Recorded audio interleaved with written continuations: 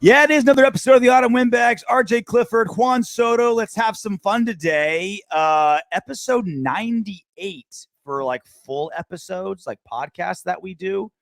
So I went collared shirt, right? Clean it up a little bit, like fancy, semi-fancy. Got the collar on there. I didn't shave, so that I got to leave something for episode 99, and then episode 100. I don't know, tuxedo t-shirt and a top hat. Mm-hmm. We'll do something special for episode 100. Tails and canes and monocles. It'll be looking good. We're looking like Monopoly guys, right? Yeah. Grow out my mustache, get some mustache wax, curl the sides like a pirate. I'm wearing a Muay Thai sweatshirt. Yeah. Dress class up to join, Exactly. So I don't know about you, but I partied so hard in Vegas last weekend that, I'm barely surviving. Just kidding. I was in bed before 9. Yeah, RJ, the one-hand party over here. Jesus. It was so sad. Such a sad display. Oh, come on. Here's the weekends. Pick a weekend. We'll hang out in Vegas. Pick a weekend. I'll be there. I'm there every single weekend. All right, let's go. Didn't see his ass for not even 1 second. I didn't do. Terrible. Like I said, so bad. I think it was during my my solo chat yesterday. I was like, you know what? And this is a good thing because this is what's going to happen to the Raiders players. Like when you're new to that, when you're not in Vegas that often, you're there. And because that was me for 15 years. I would go to Vegas 3-4 times a year to party, and I'd go 100 miles an hour, drinking everything in sight, shoving dollar bills into every G-string I can find, gambling my life away, right? Like I'm in Vegas, going 100 miles an hour. And then now that I'm there every single weekend, I'm like, I'm going to get some sushi, head to bed early, maybe watch some Matlock, have a warm glass of milk under the covers by 9:30. I'm going to ask you a question because you've been in hotels a lot more than me. Okay. Does every hotel TV have, what's that show, that Unsolved Mysteries or whatever? I think they do just because so many of them are based in Vegas. That's like kind of giving you a warning. Yeah, man. It's like every time I freaking... It's like a forensic files or something. Like every time I freaking snuggle in bed, there's forensic files. Let's watch this one. She was I'm saying. So like, was a single mom from Oklahoma City. Like, what the fuck? She went to a Raider game in Las Vegas and was never heard from again. Last seen wearing a Broncos jersey. Well, but my point being is, I think that the Raiders players, other than like the new guys, right? Their brand, like the rookies, always will be an issue. But guys that have been there a while. It's like, all right, Vegas is Vegas. I'm over it. Like I don't have to party hard in Vegas. It's home now. I'm used to it. But visiting players, players coming into town that went to high school in a small town in Texas, went to college in a small town in Alabama. Now they're playing, NFL football in like Green Bay or Buffalo or something like that. And then they go to Vegas and they're like, oh, bright lights, strippers everywhere. Blah, blah, blah. I think it's going to be a trap game moving forward. That's what I'm hoping. Mm-hmm. Well, you were the trap game visitors player, and I was the, hey, double D fake titties in my face is just a regular Tuesday home team player.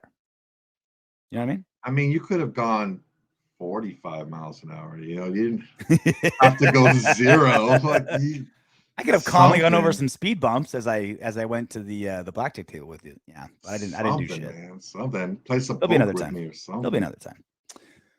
So, as we all know, Mike Florio of Pro Football Talk has been bashing Derek Carr for several years now. Now, we'll get to some examples, but there's trolling, which is an art form, which is still lame, but there's kind of it's a half science, half art. And then there's what Mike Florio does, which is just being wrong. And there's a big difference. Here's Mike Florio and his co-host Miles Simmons. They're on Pro Football Talk talking about Derek Carr. Specifically, this is coming right after the announcement of his new contract that he got. Take a listen. I don't buy this crap. He wouldn't play for any other team. I mean, come on, man. I know I give him too hard of a time at times, but I don't buy the idea that he would not play football if all of a sudden the Raiders said we don't want you anymore. I just don't think that's true. No, because I think on one hand he's a big phony, but on the other hand, I think he plays the role of the phony so well he's kind of become that guy. And when you become that guy, it's kind of like the Tebow thing. You know, my wife would always tell me, why are you hard on Tim Tebow? I said, because there's an element of fraud there. He's selling as someone who he really is not. And that just kind of bothers me. I'm very big on being who you are, even if it pisses everyone off. I'd rather people be who they are. Life is easier when people are publicly who they are privately. And what you see with me is what you get, for better or worse, usually worse. But and she said, but you know what? If it's all fake, so what? It's a good way for him to be. Like, kids don't think of it the way that an adult does, that there's fraud there and he's not really that guy. He's a nice guy. He does nice things. So what if he's just doing it as some sort of an act or a show, or that's the guy he wants people to think that he is? He's still doing it. So with Derek Carr, like, I feel like he's acting like the way he thinks a franchise quarterback should act. And he's not really that guy. Maybe over the course of 8 years, he's become that guy. By repetition of pretending to be that guy, he has kind of spoken it into existence, if that makes any sense whatsoever. When he's not speaking in a fake country accent, he speaks that franchise quarterback role into existence. That's where I am with Derek Carr. So I like how he comes off. I just think sometimes he's full of crap. Calling him a phony. You're shaking your head. Dude, it just makes no sense. Like, he's acting, Florio is acting like he's known Carr his entire life, and he knows who he is and what he should act like, and the way he's acting is fake. Mm-hmm. He glances over the fact that, hey, fucking Carr grew up in fucking Houston, the early part of his life, until his fucking mid-teens or something like that. So he spent almost his entire youth in Houston and Bakersfield, which is basically the south of California. Yeah, even though it's in the middle of the state, that's the south. Bakersfield is cowboy country, like ranches, farms, so cows. Yeah, picture that. If you move from Texas to Bakersfield, not much difference. Mm-hmm. Not much difference there. Maybe a little bit drier, maybe not as humid as Houston is, but it's pretty much the same shit. Better access to kale and yoga studios. That's about it. Otherwise, the exact same thing. And that's the big thing, right? Like, it's one thing to say, like, all right, and this is why with Florio, he's not a good troll. He's just incorrect. And there's two very different things. Like, Josh Dubois is a troll, right? He trolls Raider fans, right? From the Associated Press. He gives facts. Well, this is what he does. He'll put out stats that make the Raiders look bad without context.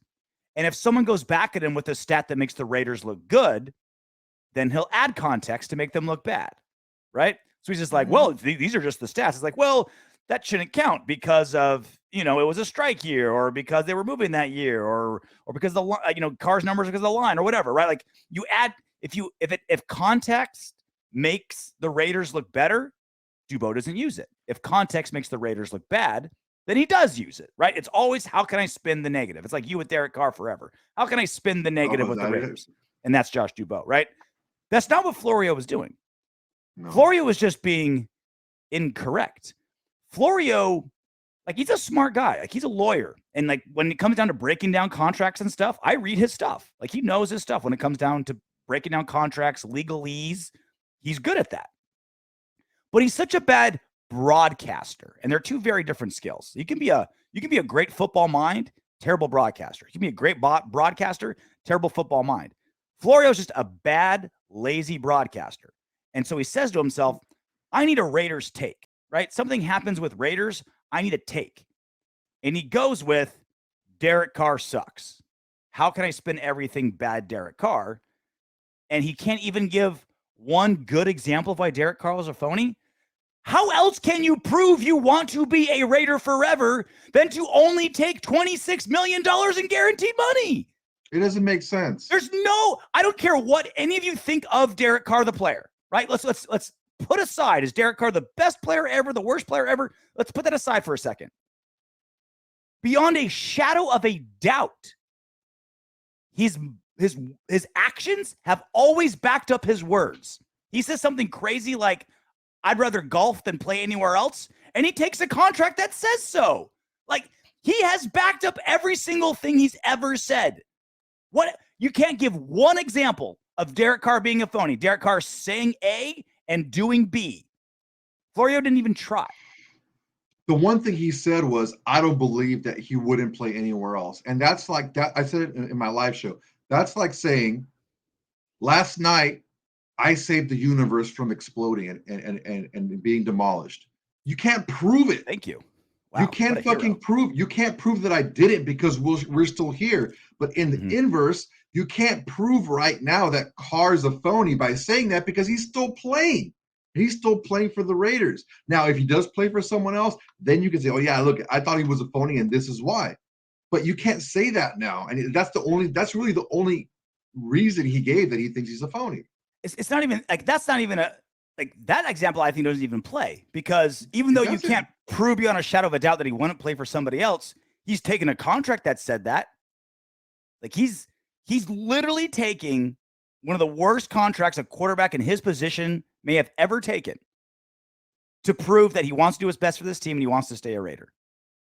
Like, what else can you ask an NFL player to do to prove that he wants to be on that team? Every player says it. Well, not every player, right? Debo Samuel certainly doesn't. But basically every single player, they're not dummies. They pander to their owner. They pander to their fan base, right? They know they're entertainers. I love being a Panther. There's no place I'd rather be than Green Bay, Wisconsin, right? And players say that. Derek Carr put his money where his mouth was. Derek Carr did a contract that said, yeah, I'll take less to be here because I want to be here. No one else does that the way Derek Carr just did. It's like he backtracks at the same time. He says, okay, yeah, I don't believe him, this and that. And then when Derek Carr proves that, yeah, I do want to be a Raider, I do want to stay here, the only thing he can grasp onto is one thing that he can't prove at the time, which is he wouldn't play anywhere else, right? Mm-hmm. And another thing is, oh, yeah, he has a phony Texas accent.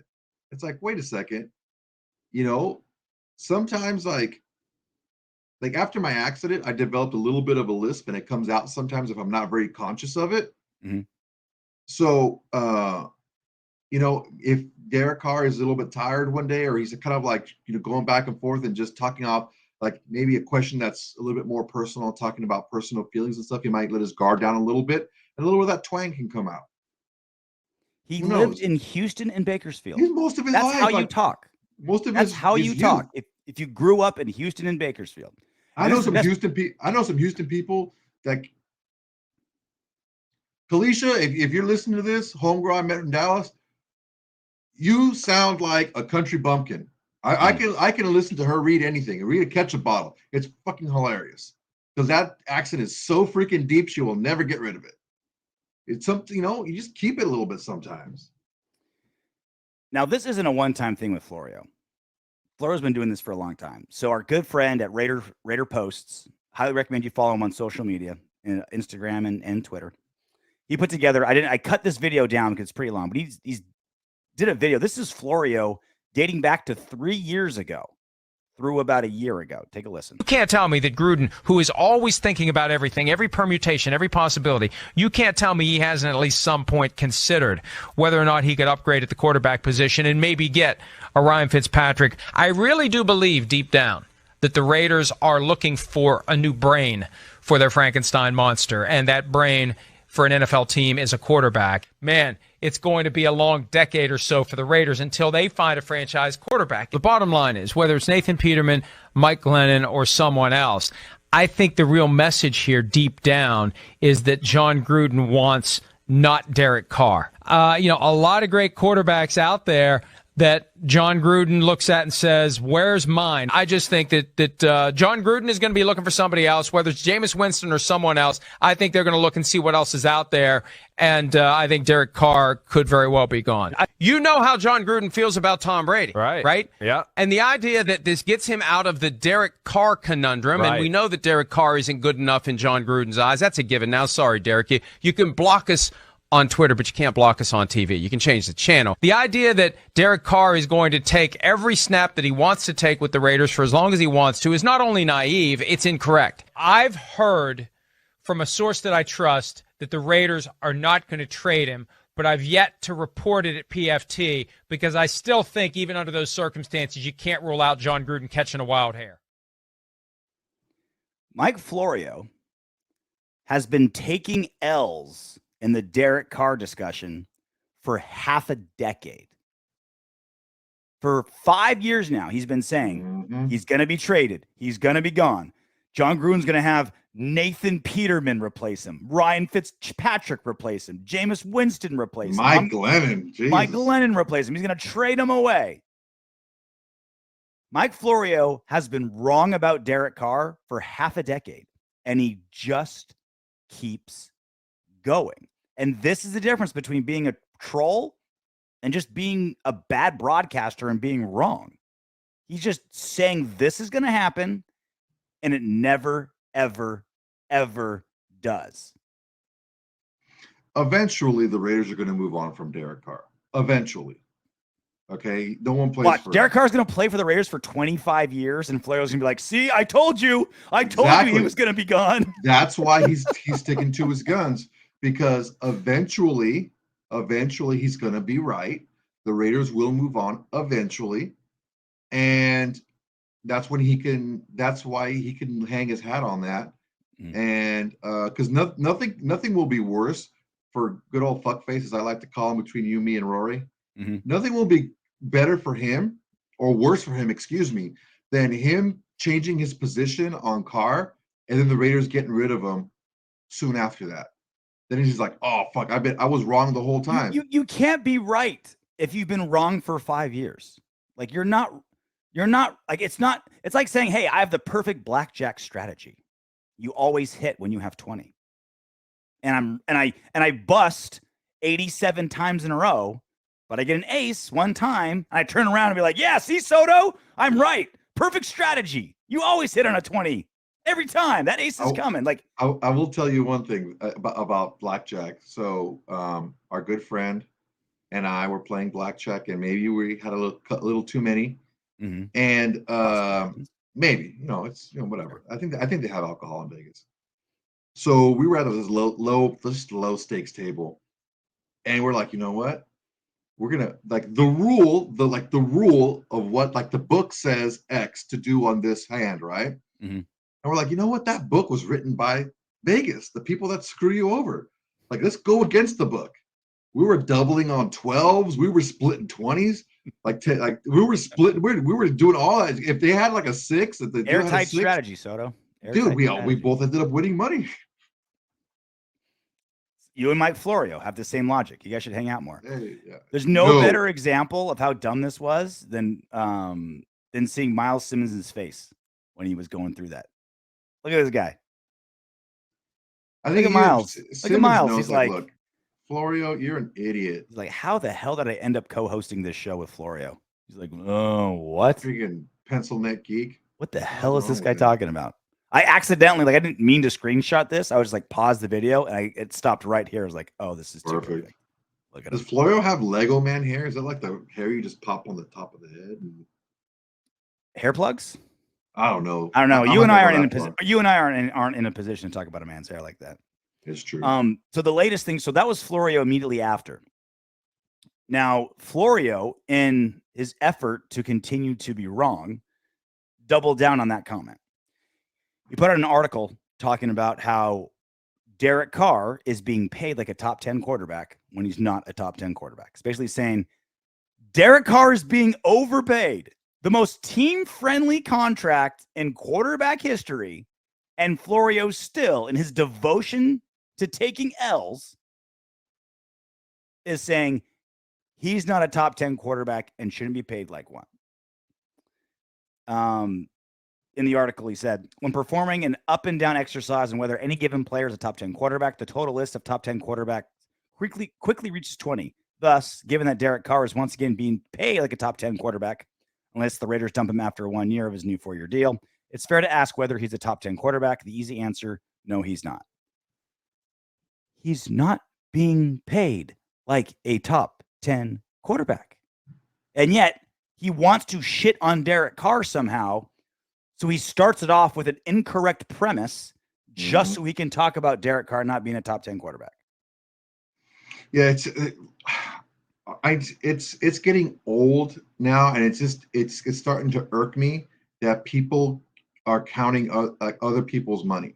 Like, it doesn't, and it's not only is it just a bad practice to do, it's also not the right way you want to look at someone's contract. Who cares how much we pay them? These owners all have enough money to pay all their players a shit ton of money. The thing we have to focus on is, what's the cap hit? That's what you got to focus on. So is he a top 10 against the cap in quarterbacks? No. And that's what you have to look at. This is what that cap hit is, what hamstrings your team, not the total money. Unless you're freaking Watson and everything of it's every bit of it's guaranteed. But even this year, his cap hit is what 1 million guaranteed or something like that. Well, look, here's a look at the top quarterback's salary. Just salary, right? Derek Carr, not top 10, number 12.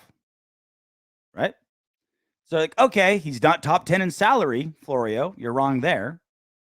Okay, maybe he meant cap hit. Maybe that's what Florio meant. Let's give Florio the benefit of the doubt. Maybe he meant, all right, he's top 10 in cap hit. Here's a look at cap hit. Number 12. Not even top 10 in cap hit. All right, well, maybe Florio's thinking, oh, maybe it's guaranteed money he's talking about. Maybe he's top 10 in guaranteed money. Carr's 25th in guaranteed money at quarterback. 25th. By no metric. Crazy. Is Derek Carr a top 10 paid quarterback? And I'm not even having the is Carr a top 10 quarterback or not conversation. We'll save that for another. There's plenty of time to have that conversation. Yeah. He's not, by any metric, paid like a top 10 quarterback. By the time that like 35, 40, $40 million kick in the next, 2, 3, 4 seasons, he won't be top 10 then either. Never. That's the way quarterback pay is going. Yep. He had all the leverage to be a top 5 paid quarterback, maybe better, because that's what always happens, right? The next contract's always the biggest one, right? He had the leverage to be right there, like right behind Aaron Rodgers, if he wanted to, if he really played hardball, but he didn't. He didn't play hardball. And yet, and some, again, this isn't Florio trolling. It's not him having an opinion based on a fact that's wrong. It's him getting the facts wrong. Like, he's so dedicated to shitting on Carr, he'll get facts wrong to tell another fact that to be the basis of another fact that's wrong. I think what he's doing is he's just hoping that people don't look at his shit. Because honestly, it's too easy, and it's the wrong way to look at things. Again, the total amount of a contract, who cares how much they get paid? There's plenty of money to go around in the NFL. It's about how much are you taking up what limited amount of money you could spend, a specific type of money you could spend, which is cap hit. Yeah. That's the most important thing, is what's his cap hit. And it just doesn't make any sense for him to count his, like, who cares how much he gets paid overall? It doesn't matter. In the scope of NFL, it doesn't matter. All that matters is your cap hit. I think this all stems from when Derek Carr blocked Florio on Twitter. And he's literally the only guy that took it to heart. Derek Carr blocks hundreds of people on Twitter. He's blocking everywhere. He's like Dikembe Mutombo, just waving his finger at every single person not that has any piece of negativity, right? And every single person who's blocked by Derek Carr is met with a shrug. It's like, yeah, that's Carr. Whatever. Moving on. Water off the duck's back. No sweat off my sack. I'll be fine. Florio's the only guy that spent the last half decade pissed that Derek Carr blocked him, and he has a vendetta. He's the only guy. He's the only guy so sensitive that he actually takes it to heart, like a 13-year-old on his Snapchat. Yeah, I think Adam Hill actually wears it as a badge of honor. Most people do. Yeah, he got me. He got me. Carr got me too. I said I didn't like his haircut. Now I'm blocked. Right? Like, that's how Derek Carr is. He's like, even the 1% negativity, you're blocked, like everybody else. And everyone, he's acting like a heartbroken fucking tween. Like, come on, dude, relax. It's bad. It doesn't make sense. It's just like you said. It's just lazy. It's just lazy reporting. It's just lazy commentary, lazy analysis. I mean, if you're gonna do something like that, at least get some facts right where you can pull back and say, these are the facts, this is what I'm looking at. It just doesn't make any sense. If you want to troll, then troll. But don't just take L's. There's a giant difference. Mm. So Dave Ziegler had a press conference today on 420. Happy 420 to those who celebrate. And it was a press conference on the draft, a pre-draft press conference. And when you don't have a first or second round pick, you get a lot of non-draft questions. Yeah, right. on a pre-draft press conference, right? I'm still trying to debate what we're going to do for our show next week on our pre-draft show when we don't have the first and second. We'll come with some good stuff, but it's a different type of show. And Dave Ziegler was asked about Davante Adams because OTA started last week. And, what's your first impressions about Davante Adams? And here's what Ziegler had to say. Davante is a worker, and he comes in with a purpose every day to get better. And so, he's just a dialed-in person. That's like, you walk in, right, and for him, this is something that he loves to do, but this is a business for him, and it's a job that he takes very seriously, and he comes in with that approach. I mean, this guy comes in with an approach to win the day and to get better individually, and it's an approach that I think is really good for our young players to see. This guy's highly accomplished. He's been very productive in his career. There's a reason for all those things, and you kind of see that in his approach day to day. Now, that's the first time you saw that, right? Yeah. First time you heard that? Okay. Notice, there's a million people think that's just coach speak. That's just GM speak. There's a million things you can say about the best receiver on your team. He didn't say he's an athletic specimen. Oh, I saw his catching balls and he'll never drop a pass. Oh, he's in sync with Derek Carr. Oh, I saw him in the weight room and he's just so strong. He could have said all those things. Instead, he said he's working his ass off. He's trying to win the day. He is who he is because of his work ethic. That sounds so much like a Patriot Way GM talking about a Patriot Way type player. And I feel like Davante Adams, obviously he fit perfectly with the Raiders because we needed an X receiver. We needed a number one receiver. Derek Carr and him jive. We had the cap space. We had the picks, all those reasons, right? There's a million reasons why Davante Adams. All lined up. It's all lined up.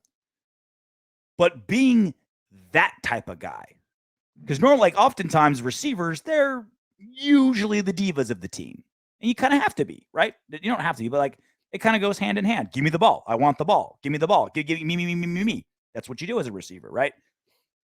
Davante Adams, all hard work, all structure, all brain. Dave want get better every single day. He's I think exactly what we can expect from Dave Ziegler and Josh McDaniels moving forward personnel wise. Obviously not all going to be the best at the position, but guys wired that way, like Davante Adams, because that's A, the quote unquote Patriot way that they're trying to replicate, and B, that's what this Raiders squad is. Mm-hmm. All our best guys are our hardest workers. Carr, Crosby, Renfro, Waller, Miller. Perryman. The leaders are the hard workers, the dialed in dudes. And Davante Adams is the epitome of that. Yeah, when your most accomplished player on your team is your most consistent, hardest worker, young players and even not young players, they look at that player and say, okay, he's as good as he is, he's maximizing his talent the way he is because of how he approaches every day. Mm-hmm. The word that I'm looking at, he's a professional. He looks at this as, this is my profession and I need to work at my craft every single day. And I've gotten to where I've gotten in this career because I look at it like a job and I have fun doing it. I enjoy it, but I have to work at it every single day. And the harder I work at it, the better I am at it. Mm-hmm. So if you want, it's better than you have a super, and I'm not saying that he's not athletic, but a supernaturally gifted player who doesn't really have to work as hard and is still a supreme athlete and a supreme player because he's just that much better athletically. Mm-hmm. A younger player can look at him and well, he's doesn't work as hard as other people and he still balls out. Maybe I don't have to work quite as hard every single day. No, that's not the case with Davante Adams. Davante Adams, every single day, I want to win this day. Every single day, I'm going to be the hardest worker here, and that sets the tone for everybody else. And it's a good thing to have your best player be your hardest worker. John Gruden said that at one of his like coaching symposiums. And again, we could talk about John Gruden all day long about his good, bad qualities as a coach. But he nailed it when he said, for you to succeed, for you to have a winning locker room and a winning culture, your best players have to be the hardest workers because they have to set the example. They have to be like, all right, this is what it takes to wear that C on your jersey, to go to the Pro Bowl, to be the highest paid guy, to be the one that leads meetings. You got to be busting your ass. And Davante Adams fits right into that. And that's the very delicate petri dish that is a NFL locker room, right? Because you've got so many egos, such a diverse group of people, the different backgrounds. Everyone's making different money. They all see things the different way from all over all parts of the country. It's so diverse. And to get them all to be rowing in the same direction in unison, that ain't easy. No. And so when you've got it nailed down and you've got it like the Raiders clearly did late last season when they beat all these teams they shouldn't have, you don't want to fuck that up. And so Davante Adams, if he was as same numbers, same skill set, still played with Carr, but was like an Antonio Brown type asshole, they don't make this move. No, they don't make this move at all. No. Yeah, and it's interesting you brought up Gruden because every player in the NFL has to have an ego. You can't play this type of game, such a violent game, with such supreme athletes. Like we talk about, that guy runs a 5.6 or a 4.6. That guy runs a 4.3. You know what the difference between a 4.6 and a 4.3 is? 0.3. It's math genius. Wow. No, I'm not talking about visually. It's not that much. It's very minuscule, right? But so when a mediocre athlete in the NFL is compared to the difference is so small between a supreme athlete in one sense and a mediocre athlete for your position, these guys are all supreme athletes, right? So you have to have an ego to be able to play this game effectively, especially when you're not guaranteed success, 100% of the time. So the difference with Gruden is his ego kind of bordered into the arrogance, right? And you don't get that from Davante Adams. He has the ego because you have to have a healthy ego to be able to play this game and to be able to know, I'm going to be able to beat this guy in front of me. But it's not arrogance because he still works really hard at it. He doesn't say, I'm the best player here. How do you channel your ego? Is it I'm the best, I don't have to do shit? Or I'm the best and I'm going to prove it at 5 a.m. in the morning at the Raiders facility? Right? I'm going to make sure I stay the best as long as I can. Yeah. And that's the same thing with coaching and everything. Like how are you going to maximize the players on your team? How are you going to maximize their talents? You have to be able to coach them and be consistent and be smart and schematically be correct. And so it works everywhere in the NFL. Is you have to have that ego, but you also have to have that work ethic too. This is why I think we're going to see. And again, we're all trying to figure out if Mick Ziegler, Josh McDaniels, and Dave Ziegler are going to be the Patriot way or their own way or somewhere in between or what's going to be. It really feels like personnel-wise, they're doing it the Patriot way, where character, work ethic, these are like priorities. And they've said it. And again, they say it all the time, but almost all coaches say that. We want guys that stand for the shield, right? Every coach says that. But it feels like they're putting their money where their mouth is in that element, where it's going to be only high character guys on this team because we've got this perfect, they're mad scientists, right, with little beakers, and they're putting it all. And we've got this perfect mixture that is a great locker room. And we are not going to, our pH level is exactly 8.34291. And we're not going to let it deviate from that number because it's so rare to get. Yeah, let me pull the curtain back on this fucking Patriot Way thing. The Patriot Way, just the freaking phrase, is total bullshit. It's just because it's with the Patriots. If you look at teams that are nothing like the Patriots, like for example, like that show that's going on right now on HBO, like Winning Time, right? The Showtime Lakers. They went out, they had fun, they partied, but Pat Riley was infamous for running some of the toughest practices in the NBA. Mm-hmm. Okay, you take a look at like a team. That's like why he slicked back his hair so he can be aerodynamic. Right? So we look at like a team like the Detroit Pistons. They wore Raider gear. They were the bad boys. They're the bad guys. They had some of the toughest practices, and they worked the hardest out of any team in the NBA.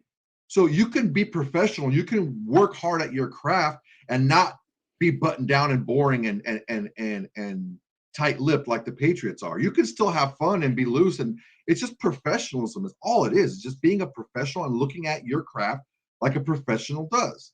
And working at it every single day, being consistent, know what has to be done, hold yourselves accountable, hold those around you accountable. And that's all it is. It doesn't have to be like boring and buttoned down the way that Belichick, presents himself. You don't have to all wear a collared shirt like RJ doing a podcast. You know what I mean? True. All cleaned up. Should I do top button to make it even more fancy? No. Look at essay or what? No delay, not o delay. No delay. You and that freaking top button reminds me when Johnny Depp was playing a cholo in 21 Jump Street. I'm like, that is the wackest looking fucking essay I've ever seen in my life. Simone essay, like, are you kidding me?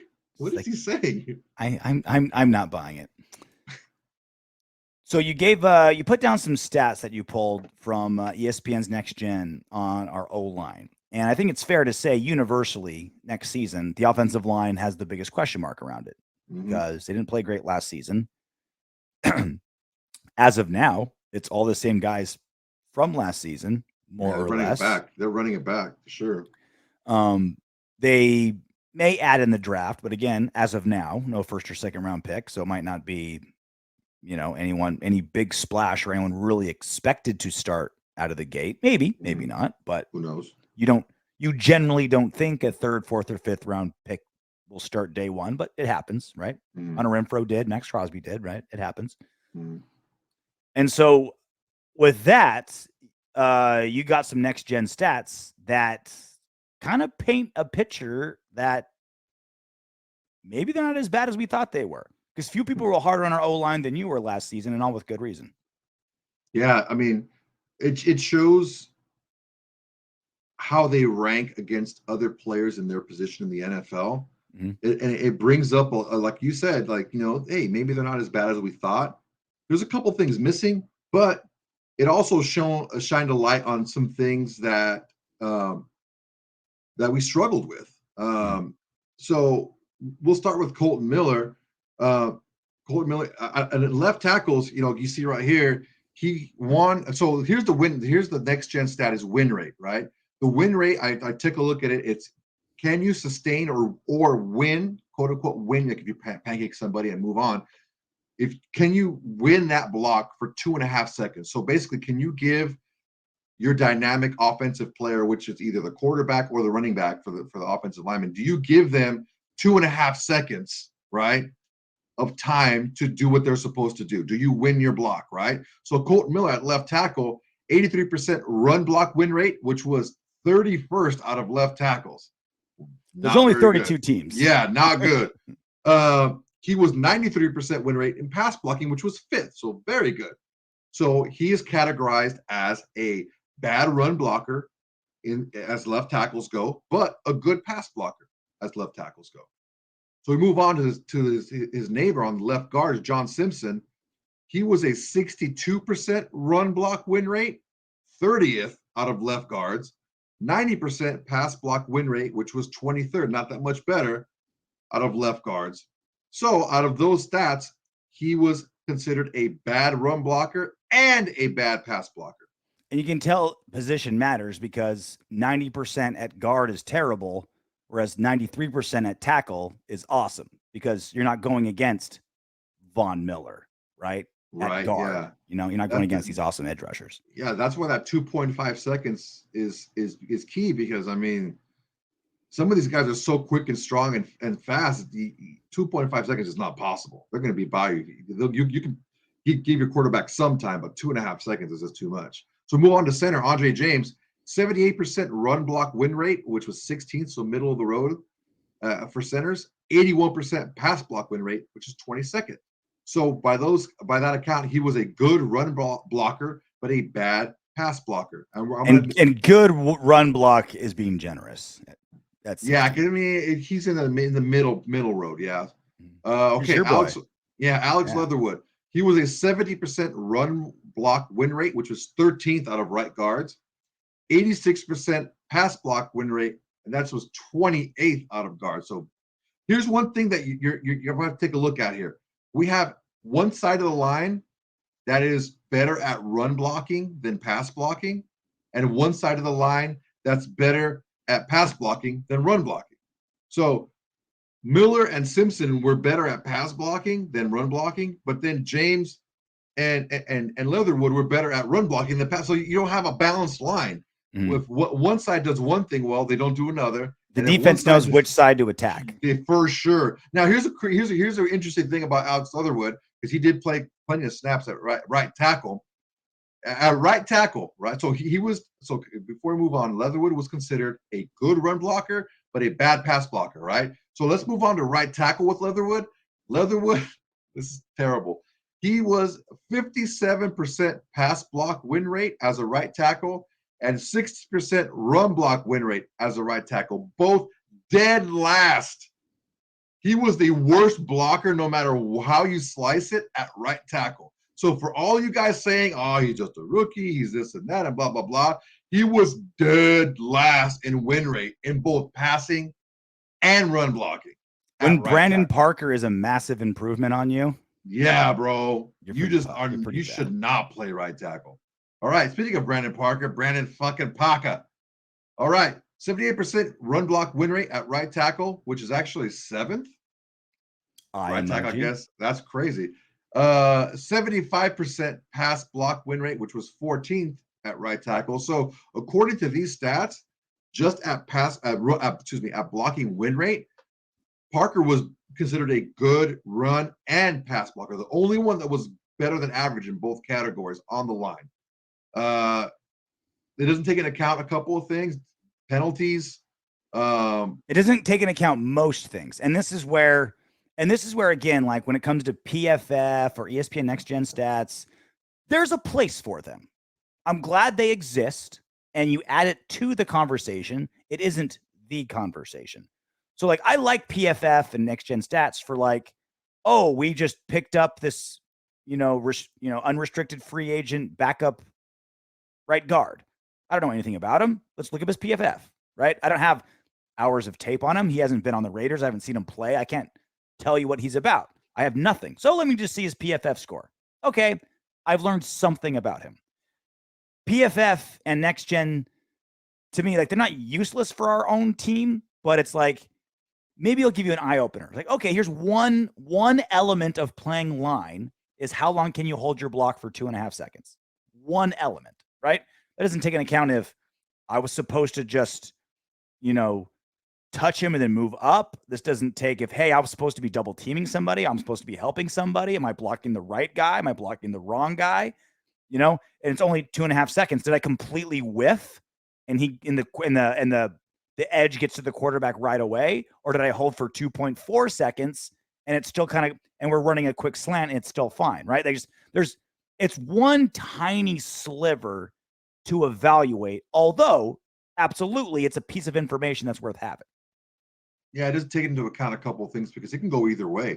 Mm-hmm. Like if you have a low block win rate, it can be, like you said, for example, you're not blocking the right guy, so you don't know the play, right? Mm-hmm. So, okay, what is that? Okay, better coaching, more drilling, like, make sure that you get, you know who you're supposed to block, the situation.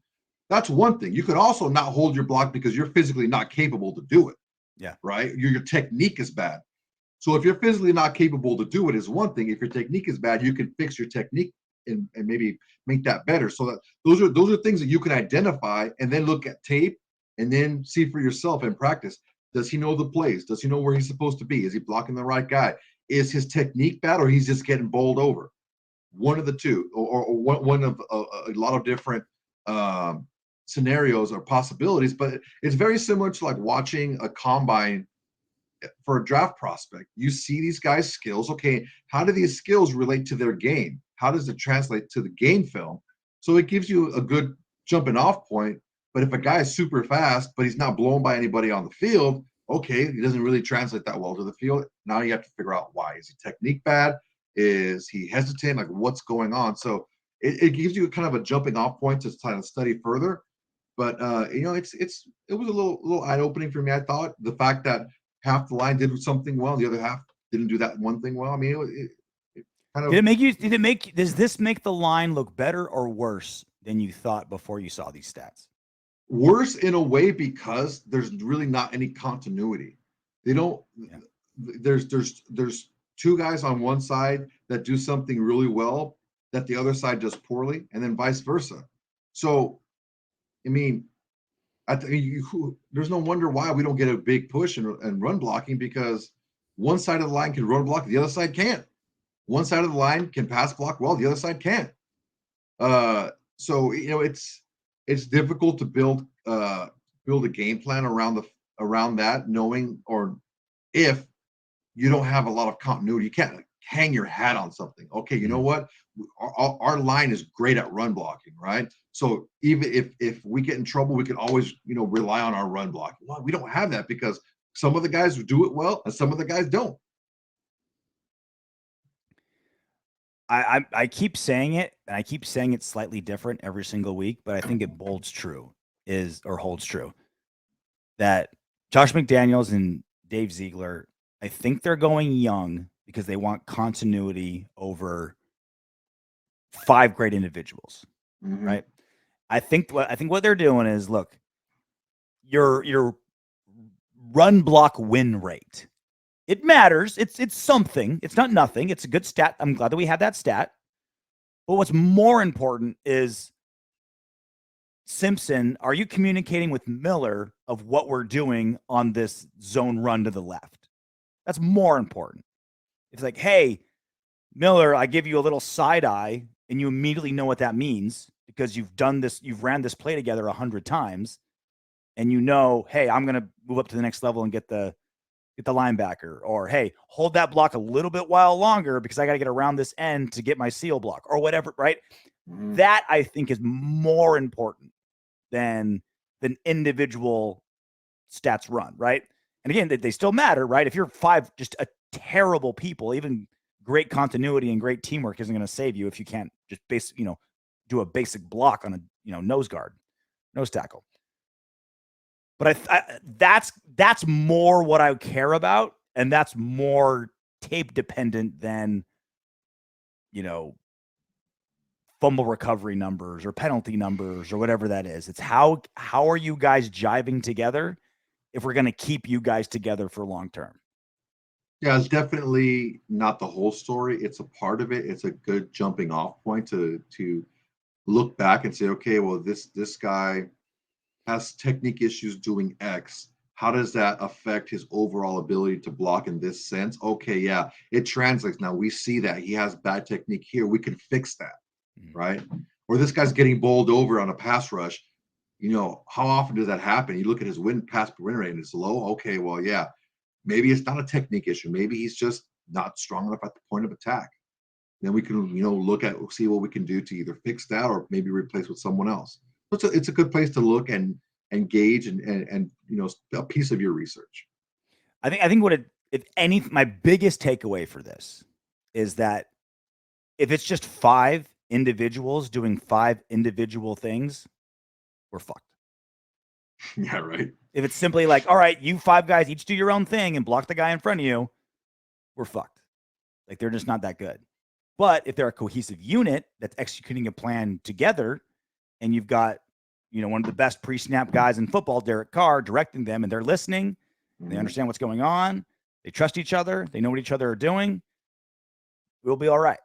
But if it's just skill for skill, our tackles versus the AFC West edge rushers, it's going to be rough. Derek Carr's going to be in a cast by week 4, if that's the case. That's why I really think that we're going to go heavy on offensive line early in our picks, because to your point, build the continuity, get younger guys in there, and just best man wins. And there's so many good offensive linemen here. There's going to be some guys that slip that normally wouldn't be in that good a player in round 3 or 4. So, I mean, I wouldn't be surprised if they go offensive line in their first 2 picks, 3rd and 4th round. Ready to some what Windbags? Yes, sir. Chemo from Kalihi. Florio, the type of guy to take the seat off a bicycle before riding it. Got him. You see that video? First? Does he spit on it? There's a video out there. There's a video out there of a seat.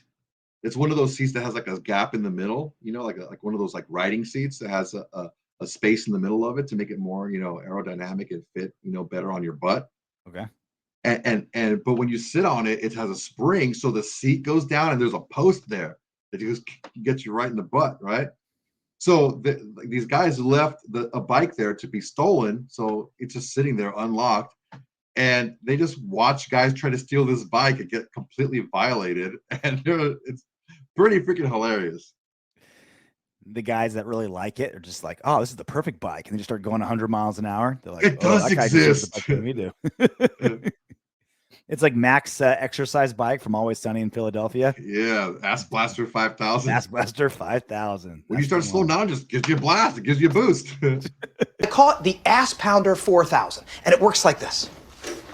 Imagine you're riding up a steep hill, and you've already been working super hard, and you're sweating, and you're tired. What do you do when you're tired? You want to rest. You go to sit down, it pushes you right back up into your workout.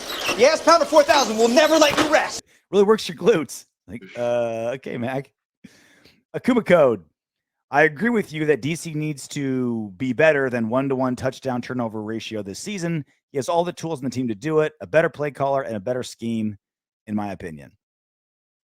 Yeah. I think no he more will. Turnovers, please. I think he will. I think that the reason why I put this out there, and I got a lot of backlash from it, I'm not saying the reason why I'm saying it is because I believe Derek Carr is a better quarterback than a 1-to-1 ratio. He was missing a lot of things. He was missing his play caller. He was missing his, starting X receiver. He had his best target out for a big chunk of time. He had a makeshift offensive line. There was a lot of things that were going against him that led to this ratio. What I'm saying is now that we has offensive line that has 1 year together moving, and they're together again. He has a legit playmaker on the outside in Davante Adams. He has a genius offensive coordinator. Not my words. This is what I've heard. He's a genius offensive coordinator in head coach Josh McDaniels, and he has Waller coming back, hopefully healthy for this year. I mean, all these signs point to Carr having that better ratio. My statement is, if Carr has the same ratio of touchdowns to turnovers, total turnovers, this year with all these things in his favor that he didn't have last year, that's going to be a rough year for us. He needs to be better, and I think with all these tools and improvements, he will be better. I can point to one thing I think Derek Carr is going to improve on the absolute most next season. It is turnovers. Because you look at what Josh McDaniels, we read how, again, it's Mac Jones, a rookie, a different quarterback than Derek Carr. But there's reports that Josh McDaniels would fine Mac Jones for scrambling. It's like, nope, you're not doing that. We're not going to get you hurt. We're not going to get you fumbling. We're not going to get you. No, that's not you. We are putting you in this box, and this is all you're doing, right? Because this is where we trust you, and we're going to maximize you here, right? Whereas John Gruden had what he wanted his quarterback to do and forced his quarterback to do it. Josh McDaniels this is what I know you can do. I'm going to take what you do well and make that the game plan. Mm-hmm. And so Josh McDaniels obviously knows, like, I can't imagine anything. I can't think of anything that drives an offensive coordinator from the Patriots more up at the wall than turnovers.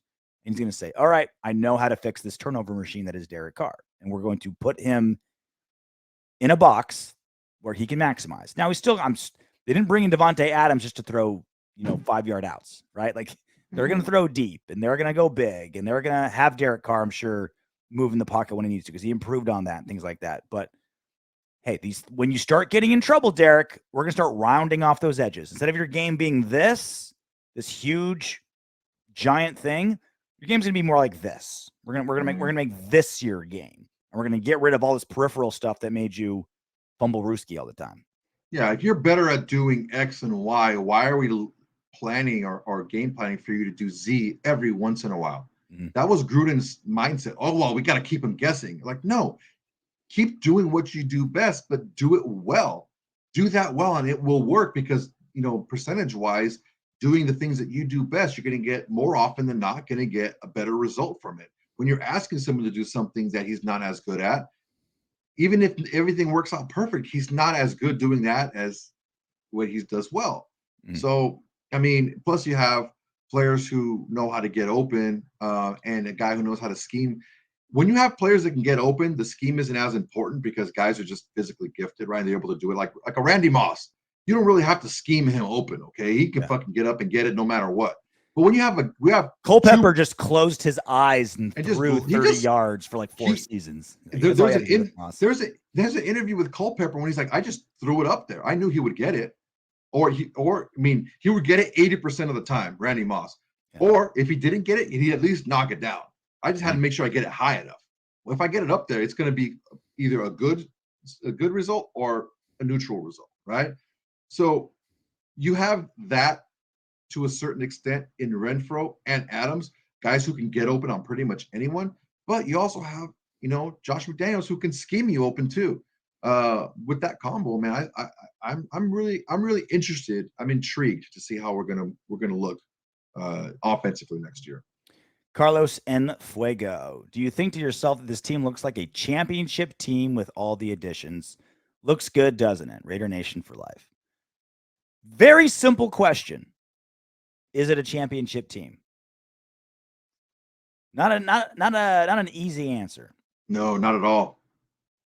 The problem is you don't, like you were saying about the offensive line, it's not just a collection of different pieces put together. It's how that unit plays cohesively as a unit, right? Mm. You could bring in pieces. Look at freaking Golladay. He went to the Giants last year and had a shit year. He's a great player. He's shown that he's a great player, but in the wrong system, in the wrong situation, he's not that good. We're looking at how are these players going to play in this system? How are they going to play together with each other? They have the pieces to be a championship team, I believe. How are those pieces play together? Who knows? We have to see. Signs point to them working well and being cohesive, but it still has to happen. I think a couple of things have to happen. I think they're all going to have to pick up on the new defensive scheme, the new offensive scheme. Mm-hmm. The skill players on offense, I think, are perfectly built to pick up Josh McDaniels' system. Waller and Renfroe, great at choice routes, which is McDaniels does. They tried to trade for Derek Carr last season, so clearly they think Derek Carr can pick up the system well. Like you mentioned, that line, giant question mark. Can our young guys on defense pick up the slack in a new scheme? Very fair question. But I think it all comes down, I think it comes down to this, like all the shit the Raiders went through last season. Gruden gone, Ruggs, Waller out, just new head coach, everything that happened. Still won 10 games and went to the playoffs. Still one play away from making it to the divisional round, right? The team's better. The team's better than that now. They're more talented. Personnel-wise, talent-wise, better. And it's all character guys that shouldn't muck up that great team synergy and great locker room that was developed last season. Like, everything is better.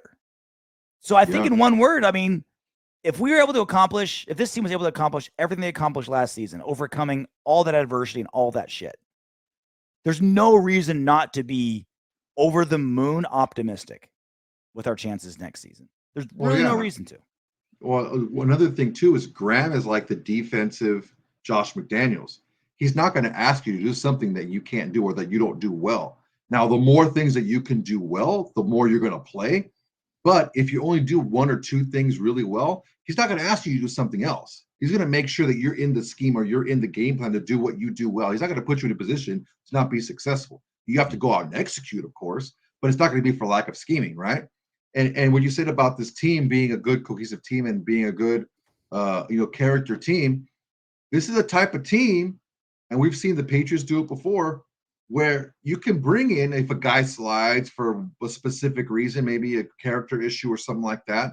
This is the type of team that can absorb a guy like that, because if most of your team falls in line and is the hardworking team, and the leaders are the guys that keep everyone in line by example, if you're a fuck up or if you have a head case, you have an attitude, you're going to stick out like a sore thumb, and you're going to be the guy that doesn't match up to everyone else. Yeah, I really wonder if Dave Ziegler thinks, all right, we can take a fuck up here and there because we have such a good locker room. Like, we'll cure the fuck up, as opposed to the fuck up poisoning the locker room. Mm-hmm. I really wonder. Well, they took Randy Moss, they took Corey Dillon, they took AB, they took a lot of guys that other people wouldn't touch, and they played well. I mean, AB played one game, but he caught a touchdown without even practicing with them. Mm-hmm. So, I mean, it's been done before. LeGarrette Blount, nobody wanted to touch LeGarrette Blount coming out of Oregon after he freaking knocked that dude out. I don't want to touch him other than that Boise State player who tapped him on the shoulder and got knocked out. Oh, he said he did more than tap him on the shoulder. He said a little something to him, and LeGarrette Blount didn't appreciate it.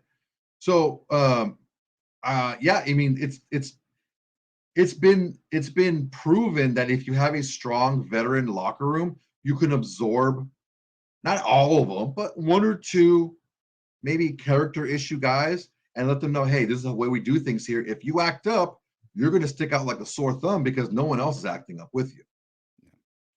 We'll see what they do, but it's all good news so far. Next week is the draft in Las Vegas. I'll be in Vegas. Might swing by, shoot some photos with you for you guys, shoot some video. Have you seen that draft setup they have? It's like a floating stage. It's the biggest stage they've ever made in Las Vegas. It's amazing. Biggest stage. You see that shit? It's floating on the water. So the draftees have to walk down a bridge to get to the stage. That's badass. It's gonna be nuts. So we'll see if I can get some stuff for you guys. We'll obviously have a full breakdown of the draft next week. Afterwards, of course, after that. Maybe we'll do some live draft. It's weird because we don't have a first round pick. So it's not like, hey, first round, we're live. Talking about the players the Raiders didn't get. If I'm home and able to jump on and just watch the draft with you guys, why not? I'll see if I can make that happen. Well, until then, knock on wood if you're with me. Congratulations for making it all the way to the end of our video. If you want Darren Waller to catch 20 touchdown passes next season and for Max Crosby to have 30 sacks, go ahead and subscribe and click the next video.